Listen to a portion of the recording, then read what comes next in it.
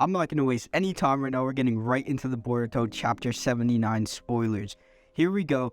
Eida has the ability to reverse memories via people's chakra and change the perception for everyone in the village. In the chapter, there's a moment where Kawaki says, "I wish I lived Boruto's life," something to that extent, and Eida grants him that wish and rewrites history and reverse the roles of Boruto and Kawaki. And now everyone thinks that Boruto is the enemy of Konoha, and he is the one that killed Naruto, and Kawaki, his name is Kawaki Uzumaki. This is insane. Insaneness. And right after that, Mitsuki attacks Boruto, but for some reason Sarada seems to be unaffected. Now, everything is happening in a tight, confined space, so it's really hard to gauge who is affected and who's not. Maybe everyone that was enchanted by Eida is also affected by this, and people who were not enchanted by Eida know what's going on. But this is going to be really interesting. Like, is Eida about to become the Hokage? Because how else are you going to do this on a wide scale?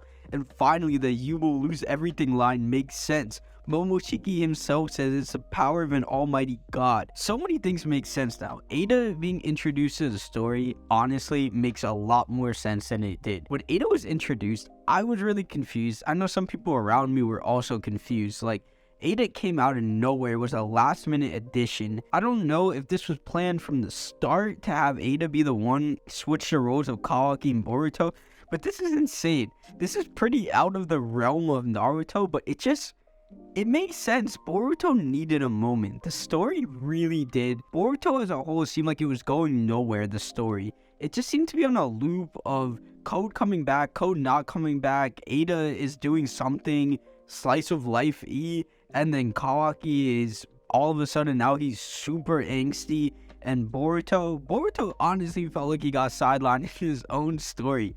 But now it all makes a lot more sense. Now, it did take some work to get to where they are now, and Boruto switching roles, becoming Kawaki, just opens the door for so many epic moments, like absolutely insane. Like, is Sasuke still on his side? Is it gonna be Boruto and Sasuke roaming the land, hiding from everyone? And Sasuke is still like weak, and Momoshiki is still there inside Boruto watching everything. But it's also like with Eida's ability to see everything too, it's just, how are they ever gonna hide?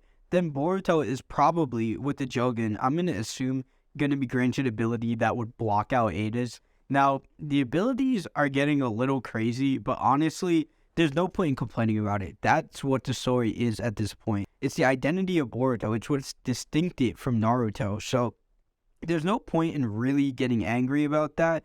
But just seeing as the fact that Boruto having real enemies now and real people that want to kill him and actually get in a serious fight with him, that transition from Boruto being that super happy-go-lucky show, the kids show, the memes, you can see it completely going dark now, and it's going to become very different from Naruto in a lot of good ways, and I hope they go super dark with it. I hope they're not afraid to kill characters, put characters in life or death situations.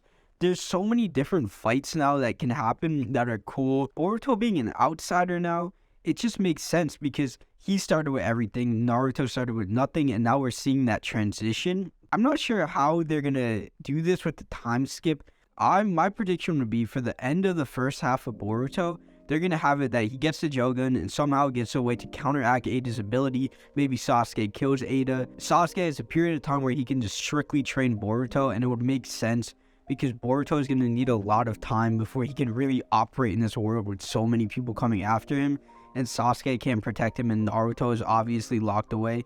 So there's so many different routes they can go with this, and I hope that when they're writing the story, they really keep in mind, how do we make this as unique as possible? What parts do we want to slow down? Just go crazy and create moments that you weren't able to create before. Make it legendary, make it notable, and really, Boruto can take over from this point forward. Hope you guys enjoyed this reaction. Let me know what you guys think. Can't wait for the full chapter to come out. If you guys want more content, different content, let me know, and I'll see you in the next one.